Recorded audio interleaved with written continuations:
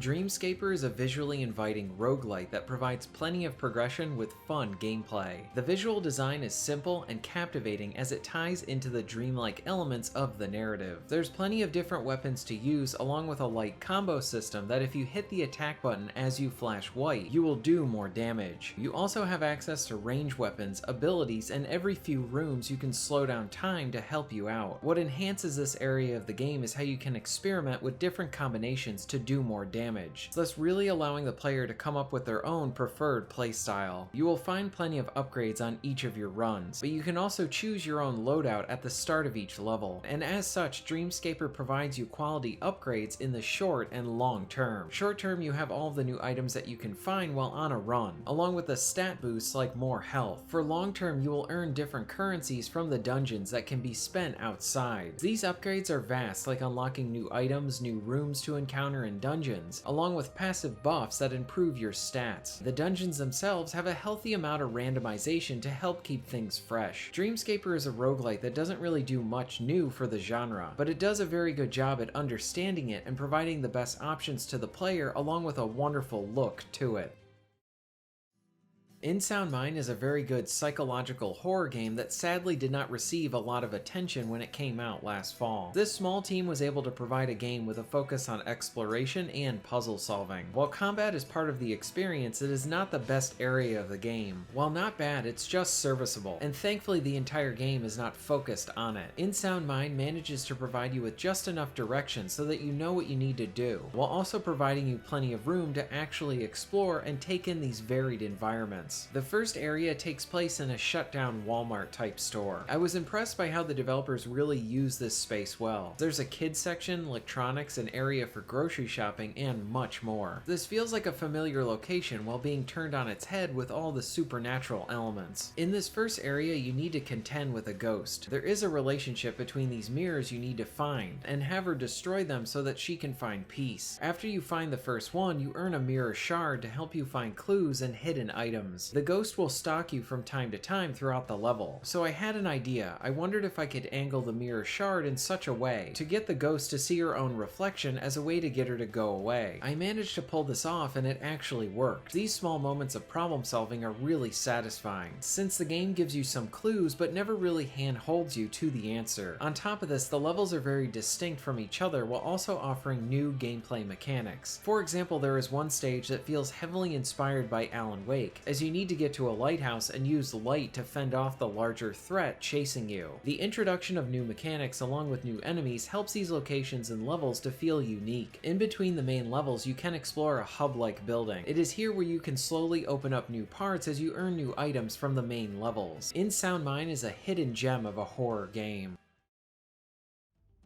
Forgive Me Father is a fun first-person shooter that is rooted in an older design with a light RPG progression and Lovecraft-inspired visuals. While this launched in early access, from a gameplay standpoint, it's really good. Both the gun sounds and impact to your hits are really satisfying. For example, the shotgun has the appropriate amount of boom, with any of the weapons causing over-the-top violence. As you defeat enemies, you will slowly gain madness. This is used for your abilities while also aiding you in dealing more damage and increasing your defense. It is a system that pushes the player into the fight rather than away from it. The levels are rich with personality along with some retro elements like hidden secrets to find. Defeated enemies will net you with experience points, and once you level up, you can earn a new skill. The most interesting of these is how you can change how weapons operate. For example, the pistol can be upgraded in one of two ways. You can opt to turn the pistol into being dual wielded, or you can use it as a single automatic pistol. The SMG is a burst firing gun that can be upgraded into a grenade launcher, or into a fully automatic weapon.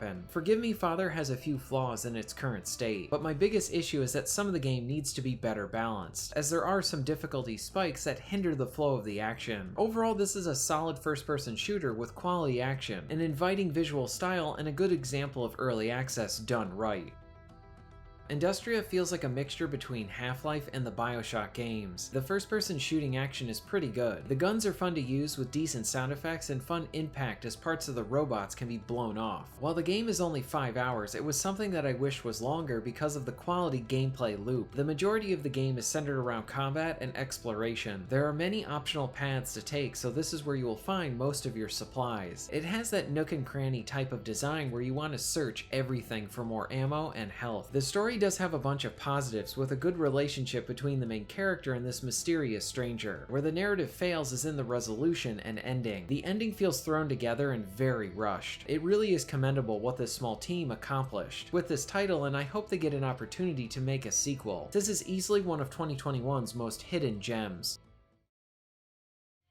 HROT is a Quake-like retro shooter that is a great example of early access done right, whereas Forgive Me Father combined modern progression with a retro-like feel. HROT captures both the look and design of retro shooters. The action is pretty great with solid weapon effects, though some of the gun sounds could have used a bit more bang to them. There's a nice variety of weapons from dual pistols, shotguns, and a very fun grenade launcher. HROT shows that it's not only inspired by the shooters of the past, but it understands what made them special. For one, there are a lot of secrets to find. You will easily miss many of these on your first run through the game, and this element adds a lot of replay value. The game is continually being updated with new campaign chapters along with a fun horde mode. This solo developer is very receptive to feedback, and that is one key thing that I like to see in early access titles. I imagine this will come to consoles in the future. As a PC only title for now, it's very worth checking out.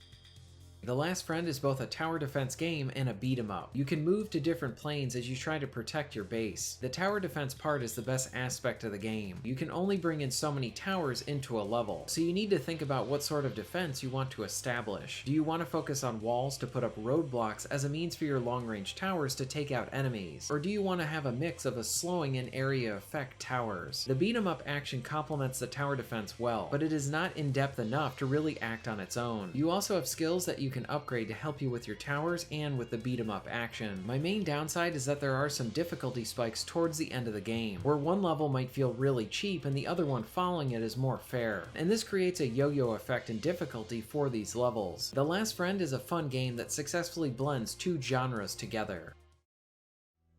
Riff Breaker is easily one of 2021's most addictive games. It combines twin-stick action with an extensive amount of base building. Initially, gameplay of Riff Breaker may seem a bit intimidating, but the game smartly presents its mechanics with an easy-to-understand foundation, and then layers new interesting elements on top of it. This is done well so that the player has enough guidance to understand everything, without the beginning hours feeling like you are just being held the whole way. The twin-stick action is really fun as you can equip a variety of range and melee weapons. What you use is completely up to you. The base building has you considering many different elements like gathering resources for your structures and upgrades, along with maintaining and generating enough power to keep everything running. Power can be gained through a variety of sources, like turning minerals into energy, solar, wind, along with many others. Rift Breaker asks the player to consider a lot and diversify, especially with your power generation. If you only build solar, then at night you will be burning through your reserves, where if you have some wind turbines, you can then still be generating power at night. Adding to the intensity of the experience relates to the tower defense sequences. At set points, a horde of enemies will attack your base. You have a limited period of time to create defenses to prevent your base from being destroyed. These encounters are great and large in scale, so much so the game can even lag from all of the enemies. Rift Breaker is a great game that is very involved mechanically, but presented in an easy to understand manner.